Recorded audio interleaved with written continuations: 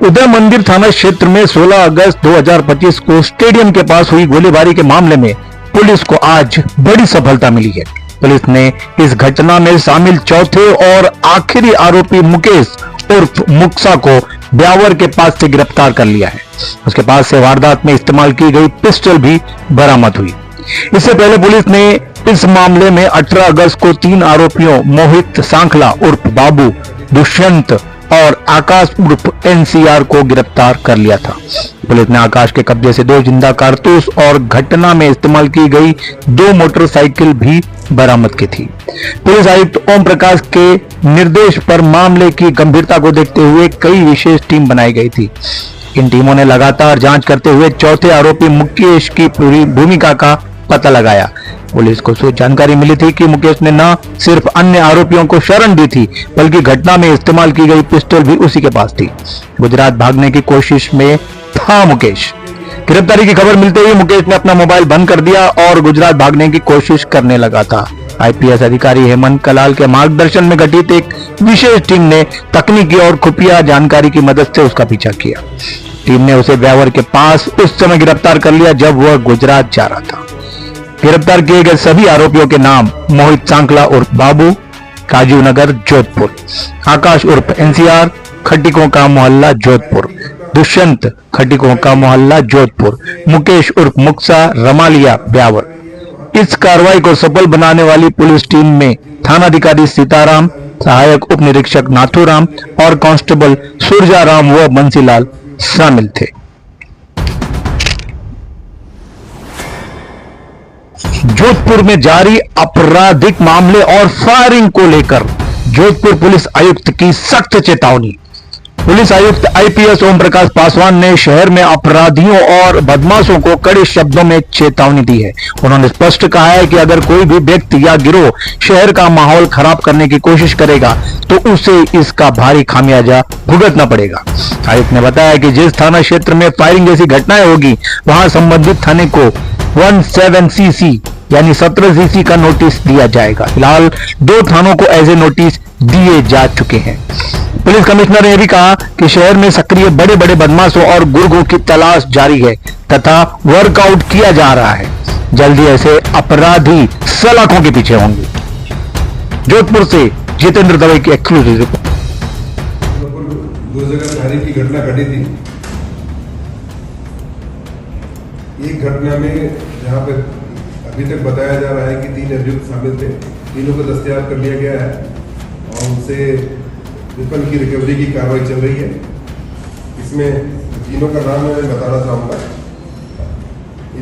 यहाँ पर एक्सटॉर्शन के लिए पहले भी इनका नाम आता रहा है और इसमें पहला नाम है आकाश उर्फ एनसीआर, दुष्यंत और मोहित सांखला और बापू माली। जो कार्रवाई आज की गई है उसके अलावा जो कार्रवाई अपेक्षित है इनके खिलाफ, एक तो 111 बीएनएसएस की धारा जोड़ी जा रही है जो कि संगठित गिरोह बना करके और आपराधिक कृत्य करना। इसके अलावा इन तीनों का हिस्ट्री शीट खोला जा रहा है और आने वाले समय में आप इंश्योर करेंगे कि कोई भी एक्सटॉर्शन या इस तरह की बुराई की कार्रवाई इसके द्वारा उनके ग्रुप के द्वारा नहीं की जा सके। इसके अलावा जो पहले जो फायरिंग की घटना जो बताई गई थी उसमें सभी तथ्यों पे जांच की जा रही है। वहाँ के वीडियो फुटेज भी लिए गए हैं। उसमें जिन लोगों की आवाजाही थी उस पर भी संज्ञान लेकर के कार्रवाई की जा रही है। वहाँ का बीटीएस डंप्स भी उठाया है। अभी तक यह तथ्य आया है कि जो फायरिंग में जो कार्ट्रिज है वो 7.62 है जो कि प्रोहिबिटेड बोर है और ज़्यादातर ये एसएलआर में यूज किया जाता है जो कि सरकारी संस्थाओं या पुलिस संस्थाओं के द्वारा उपयोग में लिया जाता है। इस संबंध में टेक्निकल रिपोर्ट हम ले रहे हैं और आसपास के क्षेत्रों में भी इस संबंध में जानकारी इकट्ठा कर रहे हैं। आने वाले समय में जब सारे तथ्य इकट्ठे हो जाएंगे तो हम इस घटना का भी खुलासा करेंगे। आज तीसरी जो घटना हुई है जिसमें कि भारी मात्रा में एनडीपीएस की सामग्री पकड़ी गई है और इसके साथ ही जो हमारा पूरे टीम का रिजॉल्व है कि आने वाले समय में जो मादक पदार्थों के प्रति हमारा जीरो टॉलरेंस है और संगठित अपराधियों के प्रति हमारा जीरो टॉलरेंस है। इसमें 2 लोगों की गिरफ्तारी की गई है, जो कि विस्तृत रूप से आपको डीसीपी वेस्ट बताएंगे। इसके अलावा जो घटनाक्रम हुआ था जिसमें कि 4 नाबालिग एक मोटरसाइकिल पर सवार होकर के जा रहे थे, उसमें से एक की मृत्यु हो गई थी, दुखद परिस्थितियों में मृत्यु हुई। उसमें जब सारी घटना का विश्लेषण किया गया तो उस रात में जो चेतक के प्रभारी थे एएसआई, उनको सस्पेंड किया गया है और वहां के जो इंचार्ज जो टीआई थे उनको 17 का चार्जशीट दिया गया। हमारे लिए प्रत्येक जो जान है वो कीमती है, चाहे नाबालिग हो चाहे वयस्क हो।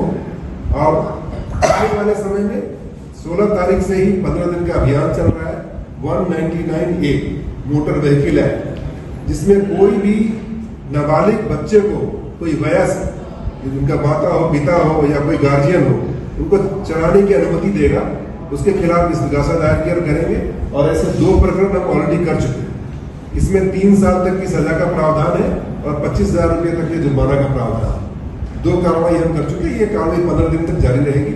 इसलिए मेरा सबों से निवेदन है, जो भी यहाँ पे गार्जियंस हैं, कि अपने बच्चों को जिनको कि 2 पहिया वाहन या 4 पहिया वाहन चलाना नहीं आता है, उनको कृपया करके आप वाहन ना दें, और अगर देंगे तो पुलिस पुख्ता कार्रवाई करेगी। और वहाँ के जो अधिकारी हैं, जिस तरह से हमने एक पुलिसकर्मी को निलंबित किया है और एक खिलाफ कार्रवाई की है, आने वाले समय में भी अगर पुलिसकर्मी कोताही बरतेंगे इसमें कार्रवाई की जाएगी। अब फोरम ओपन है, आपके पास कोई सूचना हो तो आप बता सकते हैं। इसके पूर्व एक जो ब्लाइंड मर्डर था उसका भी पर्दाफाश किया जा चुका है। और मैं आप लोगों से अपेक्षा यह रखूंगा कि आने वाले समय में हमारे और आपके बीच जो कम्युनिकेशन चैनल ओपन रहे।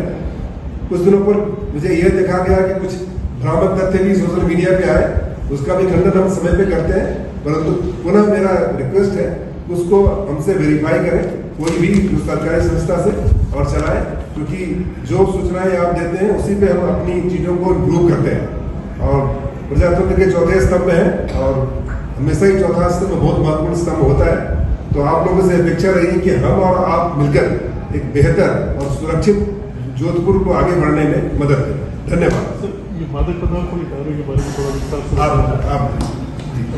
ऐसी खबरों को देखने के लिए बने रहिए 24 टाइम के साथ।